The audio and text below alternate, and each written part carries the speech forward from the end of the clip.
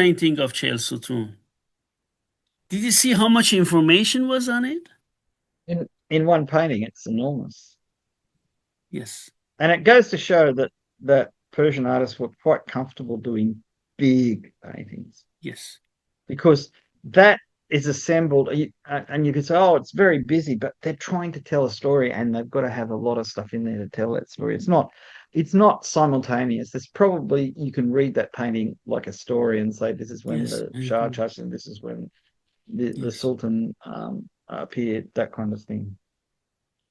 So the The, next one is the next one, Shah Ismail, as we say in Persian, Sheibak Khan Uzbek, which shows the Battle of Merv, as we say, Merv, 1510.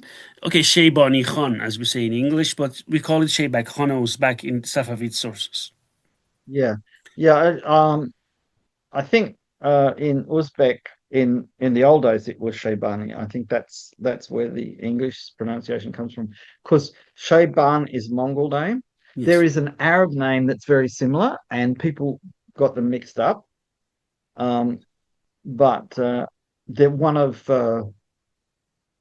Chinggis Khan's nephews, I think, was called Shaybani. Mhm. So this is So it's a 1647 painted and mhm. is most likely by the famed Moin Mosavvar. Mm. So where Shah Ismail killed this guy, Shaybani Khan. And Shaybani Khan was the great scourge of the Mughals. They had no real success fighting him. And when Ismail went east and decided that we didn't want this person in power in Central Asia, he scored a massive victory against him. Bede, look at this huge painting, another one. This is amazing. See, I've seen very small pictures of these paintings in books on art, and you don't really get the detail. Let's go through them, Bede. Okay, Okay. wow, look at this one. Magnificent. Yeah. Well, the official word is that Ismail killed him himself, though whether that could be royal propaganda, it's hard to say. But when you look at it, uh, it's a classic Shah winning the battle, Yes, isn't it? it is. Um, but this time we see bow cases. Yes. Um, Let me show to uh, our look, guys, what bead means. This is the bow case, and the bow is inside. Here's the same thing, bow case. yeah, Okay, and this interesting. is a kamandan, and this is Turkish quiver. Yeah. This okay, go ahead, The please. other thing that strikes me immediately is look at the pommel on the Shah's saddle. It's almost identical to the pommel on Shaybani Khan's saddle, Sheibak Yes, that's Khan. true. Uh, and this type of saddle with that shaped pommel, there's a few in Vienna that were captured. That they became very popular in Russia Yes. because of the influence of various steppe people. So I think one of Boris Godunov's saddles is has got that shape, and they're often in say a Shah Tahmasp's Shahnameh. Often when they show Irani and Turani, Mhm. the Turk Turanians have that type of saddle because it's very common, and that is the ancestor of the modern Afghan saddle. The Yes. I've got a Bukharan saddle, Yes. and it has they've changed the kind of curved ears on the pommel into two swirls Wow. like ram's horns kind of thing. But that's and the whole saddle is made out of wood covered with sinew and covered with birch bark and Yes. then gilded or covered with gold plates or whatever. Now, behind the Shah Yes. is a man with a musket, tufa. Is it tufa? Yes. Tofang. Yes. We are going Um, to show that beat. I have okay. examples of that as well. Let me And just go one step forward. Look at the Shamshir, spatulated quillions. This is a yeah, Safavid period Shamshir. Look at this feet. Also gilded. that, Look. yeah, they certainly. even though this is being done a century and a half later or more, they certainly knew about the swords. Yes. It's not like they're just guessing what the swords Pete, are like. isn't it beautiful when you put Safavid period, early Safavid period Shamshirs next to the painting? Isn't it beautiful to look Oh at? yeah, it's so evocative of what was really going on, Yeah. and they were so aware because people in Iran, people in Sindh, people in Afghanistan collected swords of famous people. This was a thing. It's Yes. like modern times. Yes. There were famous people's swords went down through families, if you managed to get it in battle or inherited or whatever. It's interesting. Sheibak Khan is a totally different style of mustache and beard. Yes. And And I I wonder wonder if what happened to his eyes. Squinted somehow. Look, this is looking this I direction. think This one looks the other direction. the paint's damaged. I don't think it's intentional. Yeah, I don't think so. He there's contemporary portraits of him, and he doesn't have anything wrong with his eyes. I'd say, bear in mind, this is painted on probably like a fresco painted on plaster. Um, it's very easy for the paint to flake. In fact, it's amazing that it's in such good condition. Yes, You it have a was. look. His face, he's got color in his cheeks. Yes, he does. It's like if you saw him walking down the street in Samarkand, he wouldn't stand out. He was a particularly fierce warrior. He was devoutly Sunni, Yes. hated the Safavids because they were Shia, Yes. and vice versa. They didn't like each other at all. Yes. But he was very successful. The Mughals in India, like Babur and Humayun, started out controlling Samarkand and then moved into Afghanistan. But they lost Samarkand to him, Yes. and they could never regain it. I think they got it back once for a few Yes. months, and then they were chased Yes. out because he was a very successful general, and he mobilized a lot of the tribal people in what used to be the Chagatai Khanate. Yes. Um, and he was really quite successful. I don't know that he was particularly a nasty person. Uh, the Mhm. one painting I remember clearly of him, he's sitting down with a book, I think, wearing a thumb ring, which is rare in imperial level paintings. Mhm. So that's quite That's amazing. beautiful. Let me just go ahead, please. And here we see Oh, some more information. This one should be very nice for you. Look at the Borut Kesh. yeah. I mean, it's so clear. Everybody's shooting within that narrow thing from your mustache to just below your lip. Uh, you notice that the thumb is curled down on the bow. Yeah. Um, Yes. yeah, this is, and Bede, do you realize one thing? Everything, the techniques, the weapons are so well painted. It's unbelievable. yeah, it's just like a catalog of real objects rather Yeah. than a painting. Absolutely. It's Um, amazing. and there are so many details that you could easily miss. You know, the good thing about it is when you see, I love miniatures. We talked about different miniatures, but as you rightly observed, some of them show earlier, like a artistic tradition of earlier period. These ones is as if someone took pictures from Safavid period. Yeah, it's scarily detailed and accurate. And we know accuracy because a lot of the individual items survive, which you're showing because you're showing photographs of things that are the same. Um, but it's interesting how carefully delineated the faces are entirely different from the other painting. Yes. Because maybe because they're meant to be Uzbeks, you can Yes. see the Safavid man who's it looks like he's reaching for his bow, but he's really reaching for his sword. If you look Yes. carefully, you can see the pommel of the sword out of his hand. So he's got his shield up to defend him, and he's reaching to draw his sword up like this. Yes. Um, the depth of the shield, the conical shape of the shield, suggests it's a Kalkan shield Yes. made of And one uh, umbo, right? Exactly.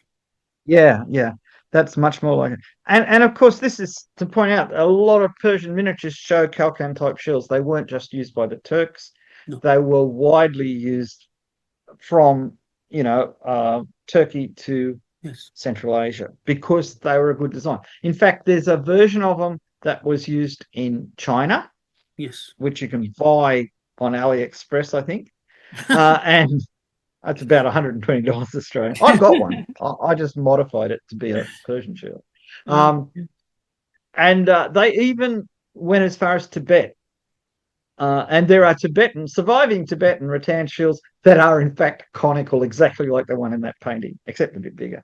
yes. Um, so there's so much going on there. Again, one of the Uzbeks in the foreground, in center foreground, is grabbing a lance that a Safavid cavalryman is thrusting at him, pushing it out of the way. Yes. That's right. The Here, man let me in the show blue it, please. kaftan. Here. Yeah, And look at the bow cases. They're so simple. well, they're not decorated at all, Yeah. but they are very practically shaped. This is the type of bow cases that are in museums. Yes, yes. Um, Absolutely. in fact, I would tend to say there's a degree of I don't know, observational realism. Look at the archer, the Uzbek archer on in the middle left. Middle He left. is actually lowering his bow hand to shoot down at somebody who's following him, rather than everybody else is. Oh, well, no, actually, if you take the three archers in a row, one is shooting down, one is shooting straight, and one is shooting up Up. because they're all Yes, you are aiming at the right. guy with the shield. Triangle. Down, Yeah, straight, up. You're right. yeah. So, And so they're all this is shooting at this poor man. yeah. He's just hoping to get his sword out in time to hit one. But it's interesting that the man at the top, his bow case is open facing forward, whereas the I think Safavid in the top right, his bow Yeah. case faces backwards, which is more common. Yes. And the middle Uzbek, his bow case faces backwards. I Oh, can't tell that's about the guy below right. because Excellent observation. This side, bow case, and this one, other side. Yeah, like this one. Yeah, yeah. yeah, yeah, yeah. So yeah, this is really, as I say, it's very observational. They're showing things that they've seen. Not necessarily the artist probably was no well, he wasn't. He wouldn't have been old enough. The artist never saw this battle, but he had seen battles, Yes, he has seen that. and he's put in realistic things that he's used to, and it's very impressive. Impressive. Impressive, really. And you know, the Uzbeks here, warriors, have the same style of mustache and beard like their leader. Yeah. Either a point or a fork in Yeah. their beards. And they all look, it's a thing about sometimes archers in paintings, because these are so much bigger than miniatures, you can see the expressions on their face, and they have that totally relaxed expression you have when you're just about to shoot. Because otherwise you can't aim if you're too, they Yes. don't look worried. That's what I'm saying. No, absolutely. Yeah. Whereas So the I guy with just the put a shield does Persian look, composite bow bead. We talked about this bow from an Iranian yeah, museum, remember? So I yeah, just put the they're bow people can see and take a look at the composite. yeah. The bows in the painting are very slender looking, but the real bows were much solider. I think that's just an artistic thing. At certain times, bows were drawn with only a few lines. Yes. They are showing how much a bow bends and the proportions of the bow. But Okay. the bow in the bow case in the top right, it's kind of sketchily painted in, whereas they paid a lot more attention to the swords, and that might be because archery was by this stage less important. because Yes. there were a lot more guns around. Yes. Or it just might be that that artist didn't like painting bows very much. Okay. This is Well, the I'm glad. two-handed stabbing with the thrust with the lance, right? Yeah, yeah, that's a better well, we can see it more clearly. It does go to show that us fat people can be dangerous because he's quite chubby. He's very, I mean, quite chubby man. Yes. I was thinking the same thing. Why is he so chubby? You know? Because he's lived well and he's been rewarded by the Shah. Yes. But you've got to, you've got to earn your money. So you've got to go out into You battle. know what it I mean, reminds me of? I have a manuscript on cooking from Safavid period, and he said, prepare a lamb, bring a lamb, and he describes in detail how to prepare a lamb. And then after it finished, a lamb, complete lamb. Eat it with bread and rice. Okay, put lots of things in it, right? Also herbs, yeah. whatever, and vegetables. Eat the whole lamb to get strong. And I said, who the hell can eat the whole damn lamb? But I think this guy managed to do it over a period of time. Yeah, well, there were some pretty famous eaters in the old days. But Yes. it's interesting. So you can say exactly the difference. Safavids with long mustaches, Uzbeks with neat beard, shorter mustaches, but very well combed. They're very Yes. well coiffured. I'm just trying to work out what's going. Oh, of course, the guy who's grabbed the spear has lost his stirrup and his legs flying backwards, so he's just about to fall off his horse. Oh, I didn't realize that. That's it. Here he goes, Yeah, lag. there's so Yes. much detail in this. It's easy to Yeah. miss things. He's going to fall. Yeah. Yeah, Yeah. Yeah. That's right. and And there is a there's pale hat here. Very pale on the ground.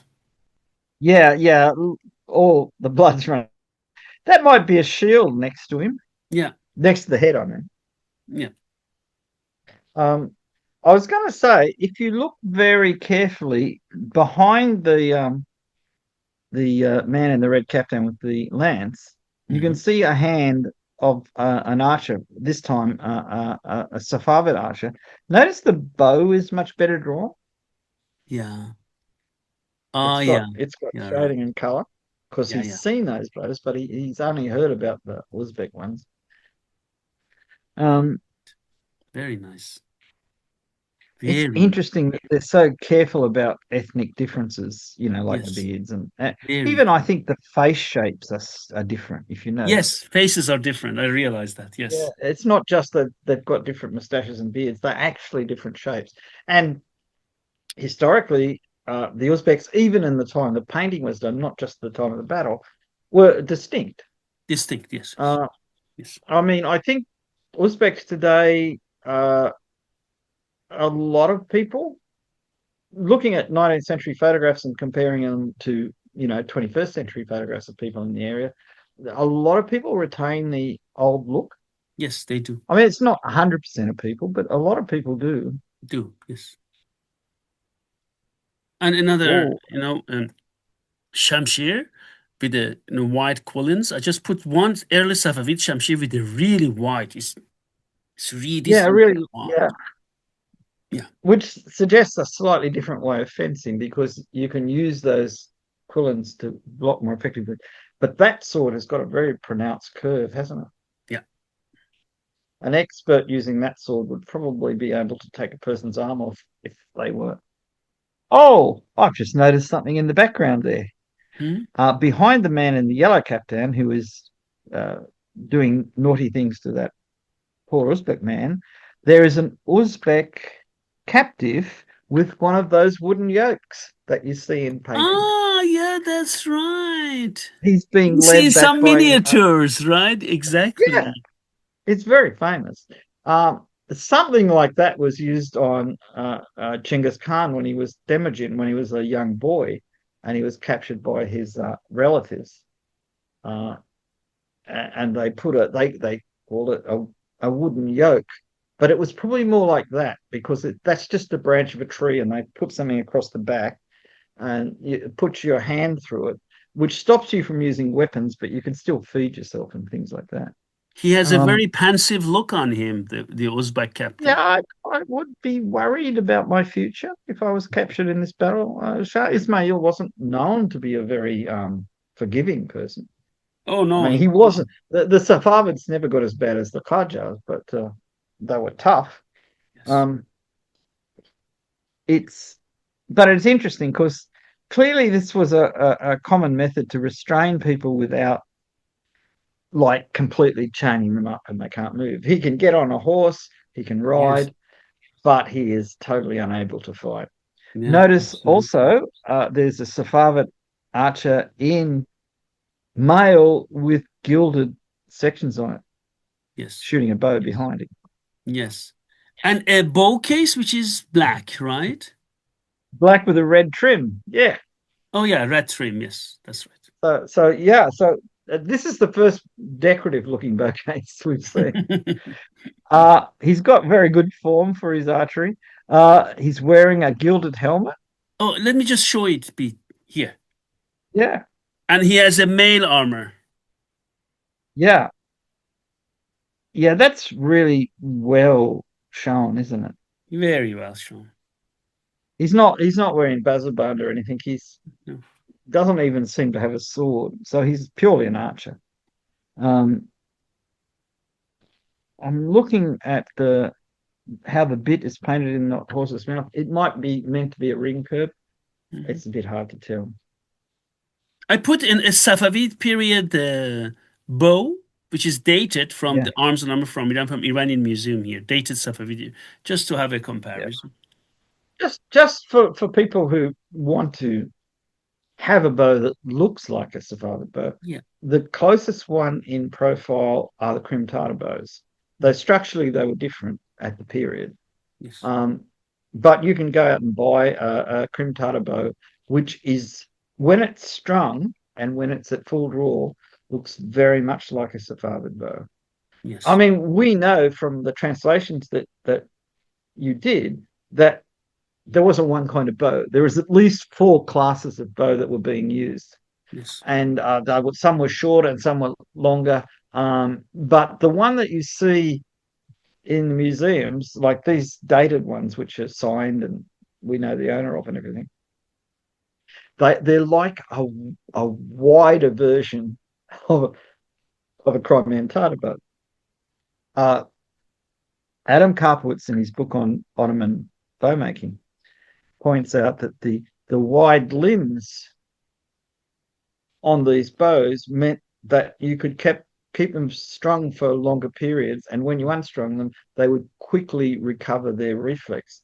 Whereas the deeper, narrower limbs tended to lose their reflex, and you had to recondition them to get back to their original shape. Is he Wide still limbs. making bows, Pete? Sorry, Is he still making bows, Karpovich? I think so. I mean, he keeps claiming he's getting old, but he doesn't seem to be. I mean, he's retired from his curator's job. I should write to him because he was always really helpful to me, and I've got two of his bows which I love. Whenever I want to impress somebody, he made a Turkish bow that was almost as wide as a Persian bow and almost as long. He was just experimenting making a Turkish style hunting bow, Mhm. and everybody I've let draw this bow says, "No, it can't be that weight because it's so smooth." Yes. I mean, I don't know. I mean, Jiang Yuhua and Adam and a couple of bowmakers in Europe, Switzerland and places like that, and a couple in America like Jaap Kopperdryer and Yes. Pete, he uh, has a very nice helmet, this guy, right? yeah, that's what I was thinking. He's got a gilded helmet, but then he's got gilding on his mail. I mean, you've Yes. got to be pretty high status to have Yes. gilding on your mail. He's Yes. also got a aigrette in his helmet, which is Yes. another thing of status. He's got two. Two, yes. He's got one Oh that yeah, he stands got up and two. one that Yes. goes back. This one. This Yeah. yeah, So this I mean, feather I think holder that jaw parry. Yes. Hmm. yeah, to the wearing feathers, that was something that you were awarded by Hmm. the Shah. I mean, it wasn't just you just didn't buy a helmet. I want one with three feathers. It Yes. was like in China where you had different knobs on the top of your hat and different numbers of feathers in there. This is a recognition of service type thing. Um, you've done something important, or you've brought a big group of soldiers into the army, or whatever, because you're a tribal leader or whatever. I should have put another male armor, but I was just preparing it in a hurry. Sorry, because we already Yeah, saw this male armor. But I have many Persian male. But I just want yeah, people to well, see that, you know? Yeah, yeah. I mean, it's people who haven't seen them don't realize the quality. Um, yeah. because we tend to see a lot of European mail because if you're in Europe, that's what you're going to see. And if you're in New York, you go to the Metropolitan Museum of Art, you do see quite a fair bit of Persian stuff, but not as much as European. Um, the thing is, the well-fitted mail,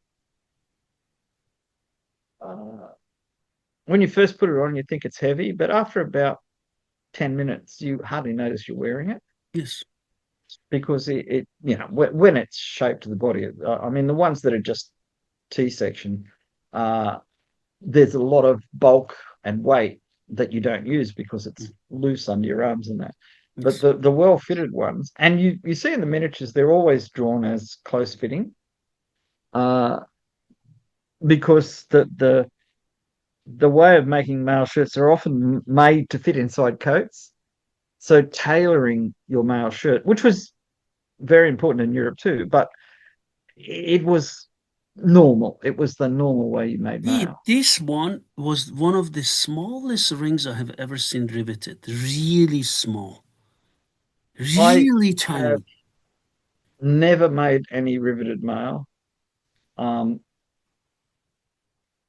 my feeling is I would get as infatuated with making that as I have with lamellar. It's just too, it's a repetitive thing you can plan out and you can say, I'm going to make this amount and it's going to cover this amount. It is such a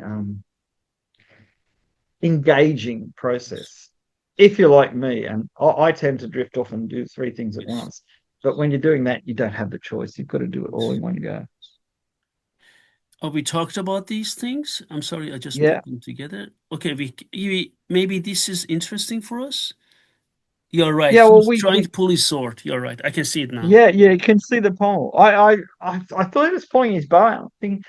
Well, he must be pulling his bow out with his right hand because his left hand is in the shield. And I thought, but why would you pull your bow out then?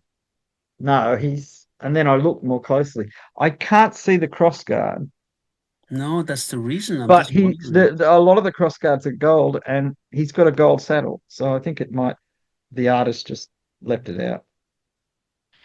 Yeah, very interesting. Uh, And let me just see. Ah, here you go.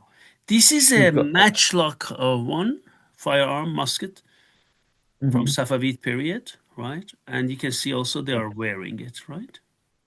Having it Yeah, on the shoulder. this Sorry. is this is exactly the kind of thing. So that it's different from a Turkish one because the butt of the gun is different. Yeah. The trigger is much more similar to ones you see later in India. It's quite Just for our popular. viewers, Pete, take a look at the gun stock here, the butt. Mhm. Look at this. Yeah, it's Look at very the much. trigger. Look at it. It's Yeah. No, that no, unbelievable. that isn't the trigger. That's one of his buttons. I first thought it was a trigger Oh no, too. that's a button. But Yeah, look at the gun butt. Look at the stock. Look at the yeah. shape of this. It's so similar. And look And at the and bands the here. yeah, And the look at the bands bands are there. yeah. This is Unbelievable. very close. I think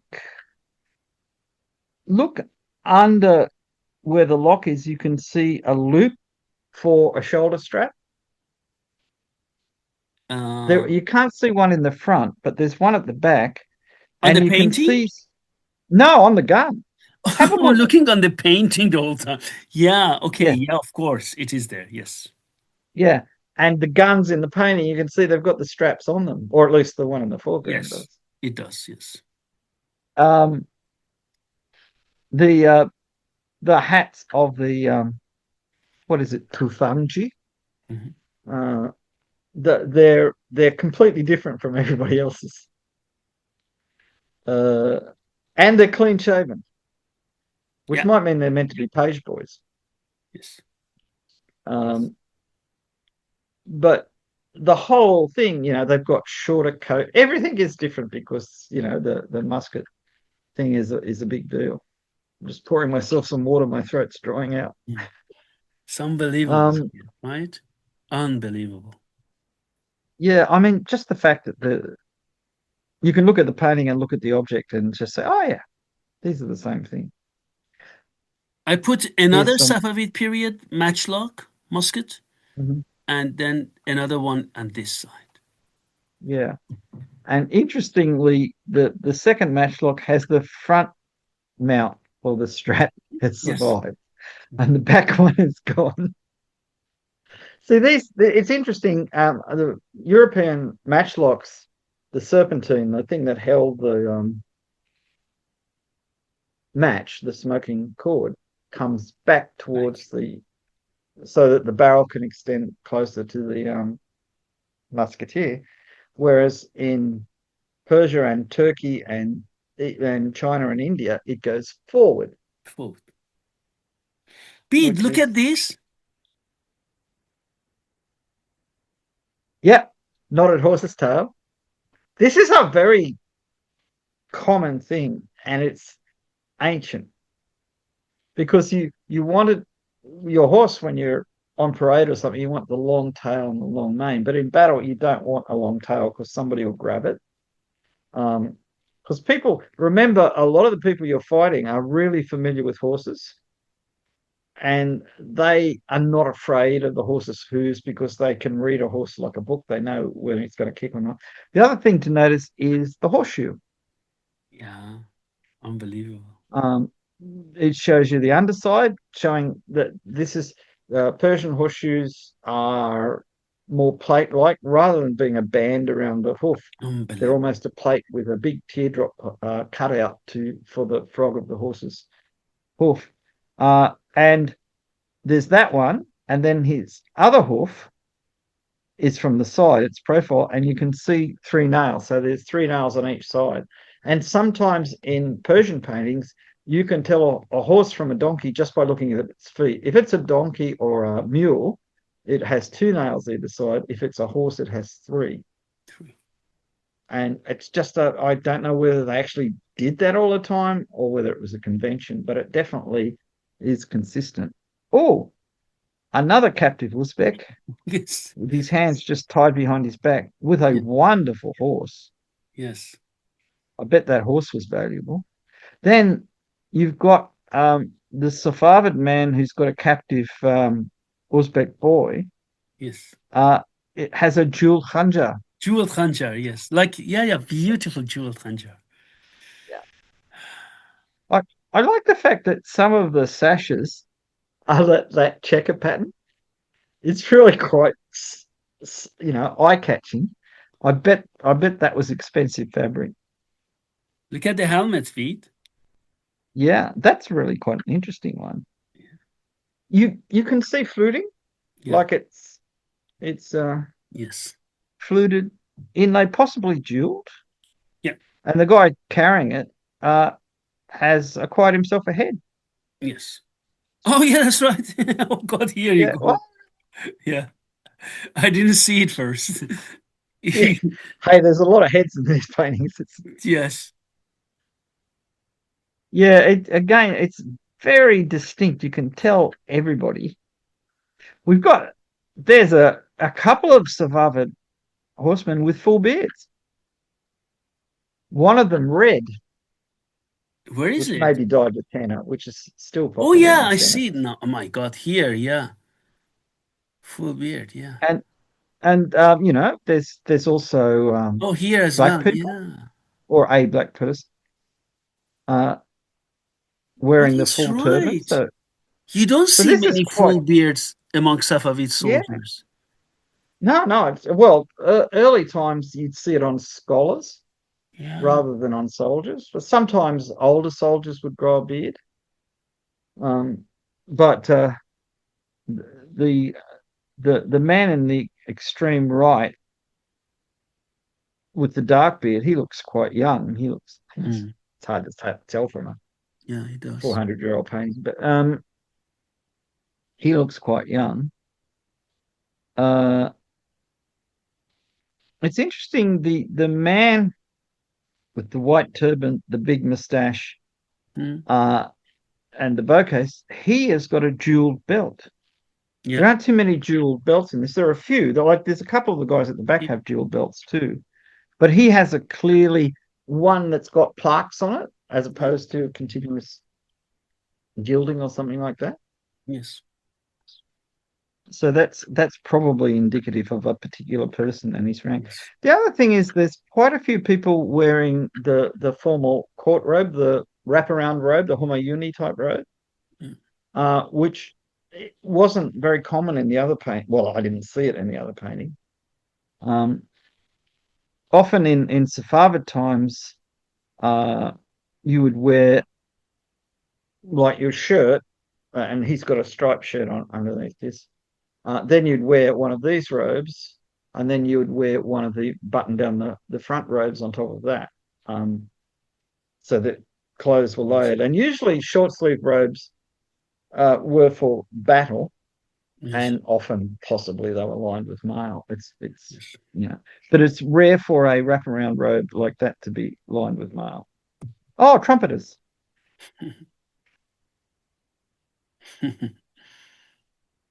and there's drummers as well. Like Yeah, the that's right. I mean, if you're going to have a battle, you need your music. So be it. These were another famed painting which we talked about. The next one Mhm. is about Karnal battle, right? 1756, Nader Shah Afshar Muhammad Shah Gurkani. So Mhm. this is in Chehel Sotun, which shows Battle of Karnal when he fought Muhammad Shah, the Mughal king, showcasing Nader Shah's triumph. Okay, and the loot as well. And this was painted in the Qajar period. So it was painted later, Mm. beat this one. Okay. So let's go Yeah. through this. Now look at this one. Whoa, this is lively. Yeah. We've got elephants. Yes, and look at this elephant. We come back. It's funny. Look at these Indian elephants attacking. Yeah. It's not that I want to give you a hug. Snap. It's There's a interesting, huh? yeah. There's a man. I'm trying to work out what's happened here. It appears. No, I'll wait till we get a different picture. Yes, let's go There's to the the white details. horse in the foreground. You can see the saddle very clearly, and saddles like that still survive in So Iran. this is They turn another up on picture. eBay. So you can see it, in general. Look at this. Looks like this beat. Look, all these Yeah, it's big massive. walls, right? Ah, yeah. The Huge. the white horse has a man hanging off it by his foot, foot in the stirrup. Okay, let's go through this. First, look at Nader Shah. And this is Yeah. interesting because Nader, everywhere in Iran in painting, is always depicted with an axe. Like we talked about Tarikh Jahangoshay Naderi, do you Yeah. remember? And in this painting, he's depicted with a mace. Look at this. Yeah, it's and quite, it's very positive too. He's Yeah. he's got his dual quiver, which he often liked having a dual quiver. Um, he's wearing one of those robes that in India are called angaka, where it's kind of halfway between a wraparound robe and a straight opening robe, where there's an underlapping part. You've got buttons down one side and loops down the other, Yes. but it doesn't actually do up. Um, it became very popular in the Qajar period. He's wearing the typical Afshari hat with Yes. the four peaks. Four, we Um, know why, right? Yeah, exactly. yeah, yeah, he was Sunni, wasn't he? Sunni, exactly. He was Sunni. Yeah. Um, the person coming behind him is wearing a cha'ina. Yes. Oh, the other thing he's wearing is those big decorative jeweled bands around his arms, Oh, yeah, which here. again in the Qajar period became very popular. Yeah, very. Char Ayne, as Bede Yeah. mentioned. I just put one Persian Char Ayne from Safavid period, Shah Ismail here, but just to show you what Char Ayne means. Mm. Interesting, huh? Yeah, yeah. There's lots of details to pick these out as a wholly different time period, aren't there? I mean, you don't get a lot of historical um, separation in paintings because usually what people did was they painted, historical people in the clothes of their own period. But there seems to be quite a bit of effort in this to show different ethnic costume and different historical period costume. I mean, the French Huguenot jeweler who visited Shah Abbas II, I think, uh, Tavernier, commented that Persian clothes, the cut he'd seen some from the time of Timur and the time like 300 years later, and he said, "Oh, the cut hasn't changed at all," comparing it to French clothes, which had changed more than that in 20 years. But he did Bede, point out that the fabrics were incredibly expensive. Bede, look at this one. Look at this bazu band, and look at the decoration. We have existing examples of Yeah, such decoration. yeah. It's really rare to see a recognizable design on a Yeah, Bazaban. You do see in paintings Bazaban with designs on them, but you very rarely unbelievable. see ones that you've ever seen in real life. Well, that man looks very surprised. And the khanjar, I just put it next to here. Yeah, yeah. Uh, that's that's quite dramatic, isn't it? Yeah, it The is. the guy that's about to kill that poor fellow is just looking off into the distance. He's not worried about anything. The guy that's about to be killed really seriously looks worried, as He is as very you would be. worried. Yeah, absolutely. He looks very worried. There's so much going on here. There are bodies everywhere. There Yes, are yes, people absolutely. in striped clothes, which makes strong things. There's shields under people, people galloping over dead people. And this is just a small section.